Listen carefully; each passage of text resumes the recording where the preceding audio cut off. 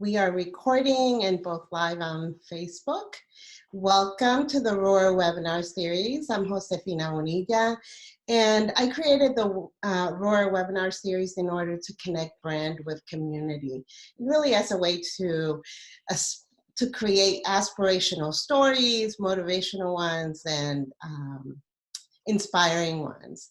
This week, we're completely focused on career, and with us are two career experts. Can I say that? Yes? Coaches, experts that are going to guide us in some of the things that are coming up for us. Leona Martin and Lisa Hebert. Thank you so much for joining us. Thank you for having me. So we're recording this. We only have 30 minutes and there's a lot to talk about. So let's start talking about things have changed from 3 months ago to today. So we need to change, and we need to change the way in which we present ourselves as we're looking for career advancement or new careers. I'm going to start with you, Lisa. Can you give us some idea of what success could look like for job seekers? That's a great question, especially given our pandemic. So I appreciate that you asked that. I think one of the things I tell all my clients is now's the time to think about your expectations and really make sure that you're not setting yourself up to be discouraged. It is a tough market. We don't know what's going to happen. Even the companies you're recruiting with don't know what's going to happen. So where we might used to say my success factor is going to be getting hired at my dream company in my dream role, right? Within X amount of time. I think now we have to start to think about how are we connecting in the market and evaluating those goals. Are we connecting with the right people? Are we using our network appropriately? How often am I connecting, and what information am I gaining about the new marketplace so that I can present myself in a fashion that's going to differentiate myself? So the expectation is a little different. I wouldn't say set yourself up for I'm going to get a job in a month. We just don't know what's going to happen. So being more informed, Leona, what would you say are some of your suggestions? In terms of defining success? For job seekers. Not So I focused on some of those same things, but, just thinking about, the kind of organization you work in. You really want to be organized. You want to keep a log of what you're doing. When you have these virtual interviews or phone interviews, you want to go back after and think about and jot down what went well, what could I do differently. You just want to make sure that you're doing some strategy stuff, in this process, because it's just the whole process of job seeking. It's a full-time job. So you really want to try to do as much as you can so that you're not stressed, because it is a stressful time. And Lisa, you alluded to some of that. Set your expectations high, but be prepared if you're not able to reach those expectations, I would say. Now, some of those expectations, I know that they have shifted. And I know that job seekers are thinking, what do I have to do? Okay, I can inform myself, I can prepare myself, but what type of things are better preparations than others that I can spend more time doing? Is the resume still an important factor? Yeah. You know what I would say? So, when I think about tips to give, I would say, to make sure that your resume is updated. Make sure you have a current, up-to-date LinkedIn page. This is the perfect time to do your networking, whether it be on LinkedIn or through other mechanisms, but that you really have to be out there meeting people, joining groups, talk to people who do the kind of jobs that you might want to do and maybe you're not doing today. Lisa, what do you think about that? Updated CV, LinkedIn profile up to date, doing more networking. Anything else you want to add to what Leona hit so many of these right on the head, right? Because, and that's regardless of our current situation or not, right? We would advise all of our clients to do those things anyway. I think I'd add a couple of more points just to put a finer point on some of that. We talk about the resume, absolutely still essential.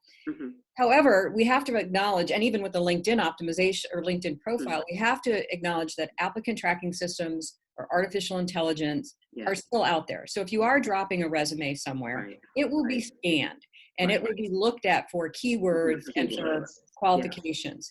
So yes, get your resume up to date, but also be very clear about what is the company looking for? What is the job looking for? Do I have those qualifications and are they present on my resume and in my LinkedIn optimization?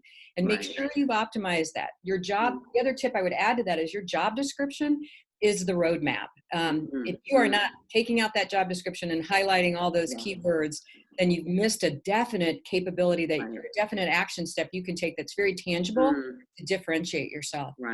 And the last thing I would mention is the whole networking component of this is so important. And networking doesn't mean I'm calling up people and saying, hey, do you have any jobs open? Right? Why not?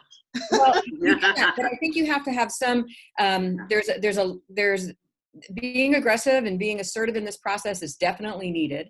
But I also think there's information to be gained and most people want to help you and they know what you're doing. Nobody is oblivious to that. So if you have that conversation to understand how does this role work? How do candidates differentiate themselves? How do you be successful in it? And oh, by the way, can you help me navigate this process inside your company? Because I don't know what it looks like. And a referral will always help you somewhat sidestep the ATSs or artificial intelligence, sidestep some of the processes and, raise you to the higher part of raise you higher in the list of qualified candidates potentially than if you're just in a big bucket of people. Now, those seem to be similar things that we talked about in the past that people need to have. But it seems to me that as job seekers, it seems to me that what I'm also hearing is that job seekers need to be a little bit more clear on what they want. Right. And you know what else I would say to that is that I think that people, and you're absolutely right, Josefina, the other thing is people need to really, this is a good time to think about what transferable skills that you have, because this is probably a good time to jot those down and really think about it, because I think right now what this COVID-19 has done is that we have to pivot some. And we really need to do some shifting. And you may not have everything that a job description says, but if you can articulate that you've got transferable skills that will work for them, you're on to something. So that's something to think about as well. And I would add to that we definitely need to highlight our transferable skills, but we also may need to learn some new skills. Absolutely. There's so many options and available tools out there to retool yourself. Right. We're hearing Forbes recently did an article that talked about data literacy is a huge component of going forward for folks. Digital literacy and understanding the digital marketplace. Being able to be adaptable to that data and put together cohesive responses to data. Those are skills. If you don't have like data literacy, go to some of these online courses that allow you to beef up your Python or Tableau or whatever skills they are, because then you can start to market that as well. That pivot might involve, and we have the time, some people do have the time, and the courses are being offered, at a very cost competitive standpoint, if not free. Go ahead and do some shifting. Look at what those bright outlook areas are and go for it. Two things come up for me. One is this notion of folks that, as you talk about transferable skills, this notion of folks that possibly are reflecting back and thinking, I don't want to go back to the same job. I don't want to go back to the job that I was doing.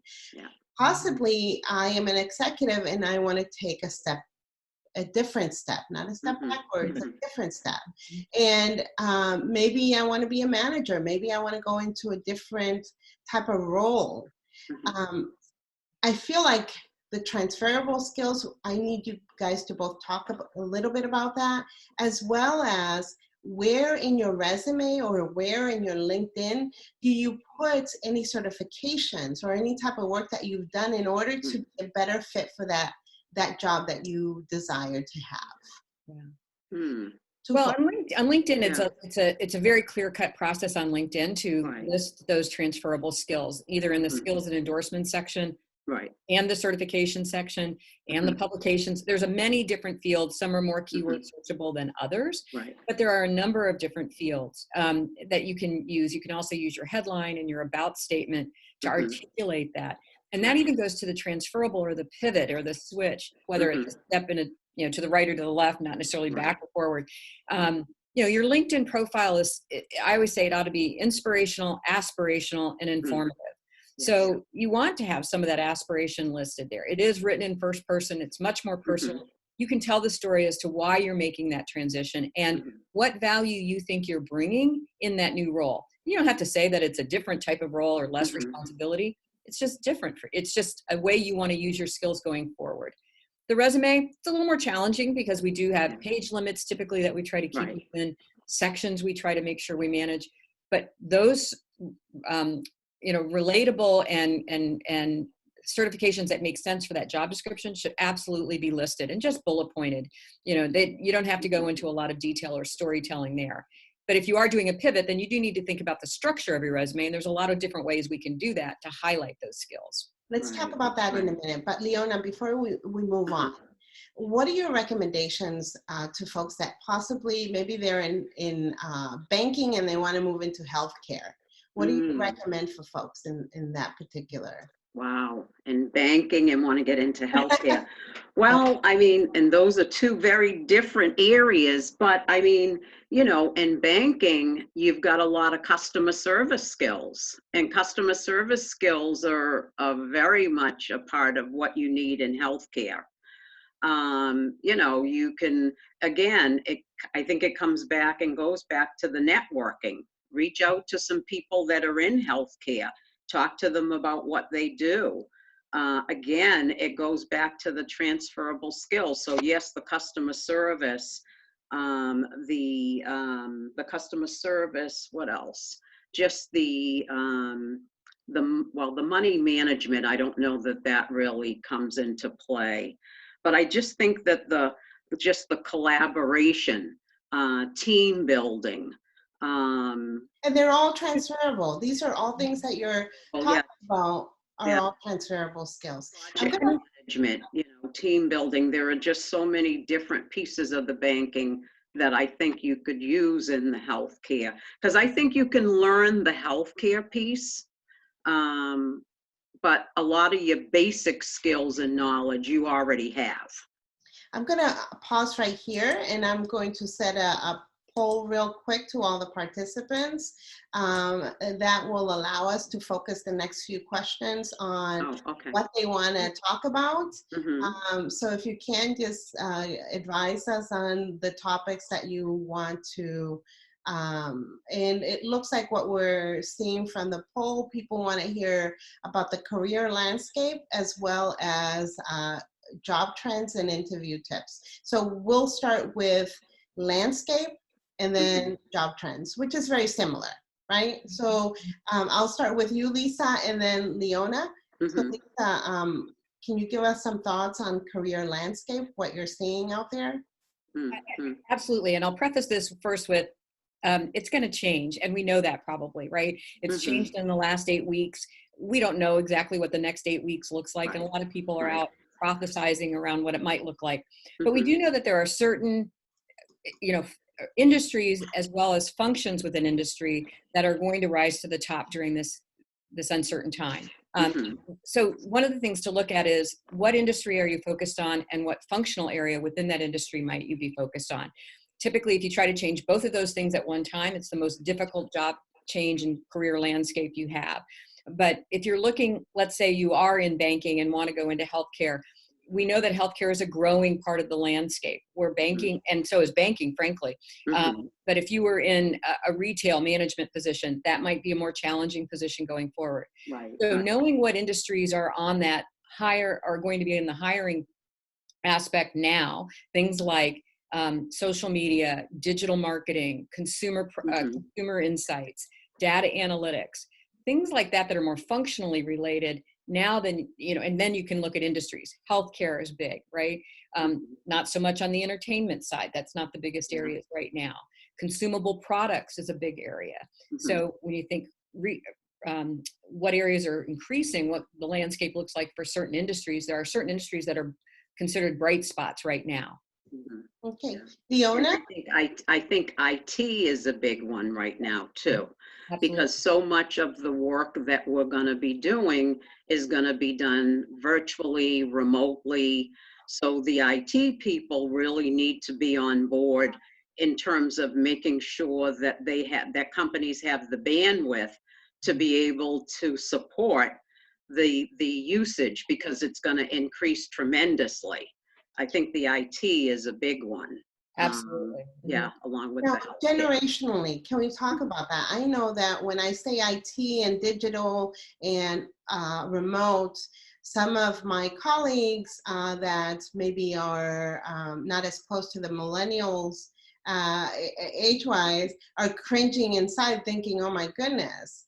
How should they be preparing? How should? I think that they should just really start, going online more and joining virtual groups, do more Zoom meetings. I mean, whether it be for fun or for business, there are many groups that are doing their meetings virtually. A lot of the boards, I'm on several boards, we're doing all of our meetings virtually. So you really have to throw yourself in to the virtual world, because it's not going away. And it's pretty easy to do, but you have to get accustomed to it because it's different. Again, it's another pivot thing. And how about, again, generationally? Oh, okay, yeah. Okay, generationally, so one of our past speakers that came on, she talked about her particular place of business, NYU, has 5 generations working at the university, right? Wow. But we're seeing a shift in terms of, do you think that with the shift that there's opportunities for intergenerational workers? Well, one of the things that we're seeing, I think, in the marketplace today is, yes, we need those digital skills and we need to understand how they impact not only the internal working of a company, but then the external view to the customer, depending on what industry you're in. That's right. But within the company itself, right, all types of diversity need to be present, whether it's generational diversity or others, because that's where they're going to find, companies know they have to meet their customer base. And they're not going to necessarily do that with a very insular or unified viewpoint.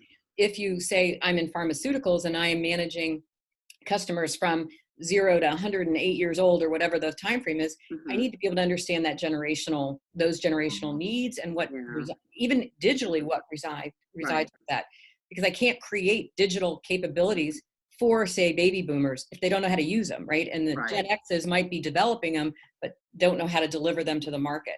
So we're going to see generational needs across, but I do encourage baby boomers, Gen X's to actually, as Leona said, you got to get in there, go to Udemy, go to Coursera, go to LinkedIn courses, and just start immersing yourself into it. Right. Ask your teenage daughter or son or granddaughter to help if you need it, but you're going to have to get comfortable in that world. I mean, even I have to get comfortable in that world a bit more than I have been. Right. And you know what? The other thing, I see a real advantage here for companies to, kind of bring the intergenerational groups together, because they're going to have to really figure out a way to build teams differently, because they're not going to be the same. You're going to have, the millennials, the baby boomers, everybody's got different skill sets. I mean, we know that today, but companies are going to really have to figure out how we can make sure that everybody is getting what they need in order to do their job efficiently. Absolutely. Absolutely. So we have a few minutes left. Let's take this time to talk about tips for the audience. That's one of the things that they wanted during the poll that I put out a few minutes ago. They wanted tips. So I'm going to start with you, Leona, and then I'm going to move to Lisa. So some tips for job seekers. Okay, yeah, I've got a bunch, and we've talked about many of them already, but you know, I can't stress enough the networking. Network. Join some groups, take some online courses, because I believe in continuous learning. There's a lot of free stuff out there, and boy, you better grab it now because it won't be there forever. And you know, just really have a very clear understanding of the job you want to do. And another thing is, you really want to think about what you want for a salary. We really hadn't talked about that. Think about what you want, because you may have to do some negotiating. And this is probably a good time to think about, based on the job I want, what are the salary ranges for that job, and how does that fit in for me? How does that work for me? Where do I want to be? And that's so important. Here we are. We haven't even talked about salary. And that's an important piece. I mean, I know that that's not, you know, you don't want to bring that up in a phone interview or virtual interview, but as you're preparing, you need to be thinking about, what do I want to get paid? And I've got to figure out, based on my skills and abilities, how am I going to get that or get close to that and get something that I'm happy with? The other thing I would say real quick is that a tip is to create a target list. I'm big on target lists. So as you're out there, companies that you want to, companies that you're interested in working at, and do your research. You know, do your research on them, find out what their values are, what their mission is. And then one other thing, I'm sorry, I said that was one other thing. One more. You did. Always remember as you're connecting with people and they respond, and as you're doing interviews, always send thank you notes. Really? Even still? Yes. I really hate sending thank you notes. You have to. I'll tell you, thank you notes go a long way. Do you agree, Lisa? I do. I encourage people to do an email thank you, just to do it quickly, but also follow up with a handwritten email. It takes 5 minutes, and people really do appreciate that. I do when I connect with people. Yeah. Even if you didn't get the job, right?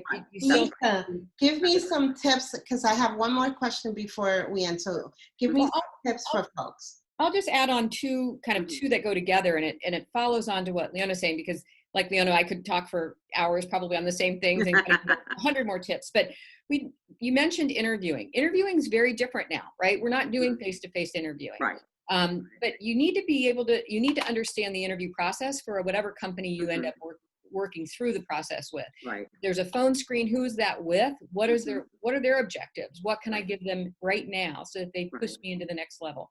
And then get very comfortable with not only interviewing from a video perspective with a live person on the other side potentially, but also the interviews that are, they give you the question online, you have a minute to prepare, you give your question, your answer, but you're not really interchanging with anybody. Right. So the energy is really different. So you need to be practicing that. And there's all kinds of tools. Again, LinkedIn has a tool where you can practice and see yourself, and then send your video to networked contacts and say, how did I do? Could I improve my networking or my interviewing skills? So a piece of it is getting comfortable with the technology, make sure you have the right space, the right connection, the right lighting, the right clothes from top to bottom, shoes to top. Don't just forget the bottom half. And then the other part of that is make sure when you're preparing for those interviews that you really think about your stories, that you know how you're going to respond to questions that allow the interviewer to see the breadth of your capability. Don't always go back to, oh, my last job I did X, Y, and Z. My last job I had a conflict here. Talk to me about different parts of, in a volunteering organization, I was able to handle this type of motivation. In this job, I did this. If you're a recent college graduate, in a project at school, I did this. So it allows me to see the breadth of you, but you need to practice those interviewing capabilities. Yeah, you really do. Yeah, because it shows Lisa, as you said, it shows how well-rounded a person you are if you can touch upon all aspects of the work that you've done. Absolutely. Now, there's two things that come up for me, Mhm. and we have very little time to talk about them, but it's something that's pressing. Um, as you talked about the new interview styles, we're interviewing via Zoom, right? Oftentimes, and I've experienced this myself when I'm meeting someone for the first time and it's online. My name's Josefina Bonilla. When I come on video, I look different than what they expected I look like, Mm, right? mm, So, you know, mm, we've talked a lot about diversity. We've talked mm. about Yeah. challenges that job seekers Mm, have, and that's one that comes up. yeah. And how do I show up in the way, yes, you can dress the part, you can say the right things, but still there's some unconscious bias that Bias. you have to overcome, and that's even more challenging Yeah. with this type of interviewing. Yeah. But you know what, Josefina, I mean, I don't, and Lisa, maybe you can speak on this. I really don't see, I don't see that we are, you as a job seeker should do anything differently. I think the thing is, and I get what you're saying, but you've got to show up prepared. Now, Um, I think it's more of an emotional check. oh, okay. So I feel like you emotionally, have to be emotionally prepared for, yes. because Okay. honestly, I have Hmm. turned on my video camera and Hmm. I have seen people physically react differently to the way I show up, Ah, okay. because they have whatever their expectations of what I'm going to look like Right. And are. if it's not what they expected, you can kind of see their expressions. So you Mm, have to do a mental, I think, preparation for that type of interviewing. Well, and I think it depends on to your style, personal style, and how mm, comfortable mm, you are in. I don't want to use the word confronting, but yeah. approaching that topic, right? So, Yeah. and not being you, Josefina, I don't know how that feels or would look to me, Right. Right. but Right. if you have the personality to say to somebody, hi, my name is Josefina, and Hmm. you might have been expecting somebody to look a little different than me, but Right. Right. whatever, right? You could Right. say to try to make it more comfortable on both sides, because the person probably is not intentionally doing that. It's just, Hmm. as you said, it's an unconscious bias. So Yeah. you have to decide, and it could be age related bias, right? And it could Right. be the Right. opposite of, maybe I had a more masculine type name and they Hmm. expected a man to appear, and here I Hmm. am, right? Hmm. So we have different types of those biases, and you have to decide and prepare and Right. practice how Yeah. you want to respond to that. Yeah. And that's what I was going to say too. As I think more about it, I think, initially, well, emotionally, I think you have to think this could happen. And Mhm. then if you see it when you're on the screen, I think what you have to do is just immediately put yourself in a mode where, I'm going to do this. I'm here. I've shown up. I'm going to market myself. This is who I am. I think you have to be very quick in terms of just putting yourself out there, because Right, and I agree there's with you, nothing Leona. you can do about it. Right. You just have to, you've shown up, so you've got to show out, I agree, because I you think know? the immediate reaction may be one of defensive, Mhm. Yeah. a Yeah, defensive right, approach. So right. switching that. Right. I think you've got to that's another pivot moment when you've got to switch up and just go for the gusto. you So know. last question. We only have a minute, Uh-huh. but I believe that people that are writing their CVs oftentimes have challenges writing it. Your Mm, recommendations on seeking external help for mm, career transitions and career expertise. Well, I always tell folks it's really hard to write about yourself. It's really hard to be yeah. honest and clear. You're always going to be, most people are going to Mhm. be a little bit reserved with that. So Right. just having somebody else hear your story and Right. allow you, and then come back to you with that story and how you heard it and what you see and what perspective you get from their background is always going to be more helpful. It's like anything else, right? We always see ourselves differently through other people's eyes. So I would always encourage people to do that, obviously, since that's what I do for a living. Right. Leona? Yeah, absolutely. The same thing is, I mean, I think if you're serious about wanting to begin a new career or just to find a really good position, you really need to get someone that's going to help you through the process, because it's not easy. And you can get, a career coach, career strategics, whatever you call them or you want to call them, but it really makes a difference if you have someone that can help you through that process, because it's another set of eyes, and it's somebody who can, because I personally, as a career coach, I'm really good at helping people see in themselves, or I help them see things in themselves that they may not see, so I'm able to, bring out the best of them. And I think that's what coaches can do for people, is they can bring out the best in you that you never maybe thought about. Great. So. Well, thank you both for being on. Folks that want to connect with you, the best way to do it is on LinkedIn, I think. Yes. And if they're seeking advice on career moves, transition, coaching, expertise, I invite them to connect with you online. Thank you both. Thank And you. we'll see you at the next webinar. Okay. Thank you, Josefina. Bye-bye.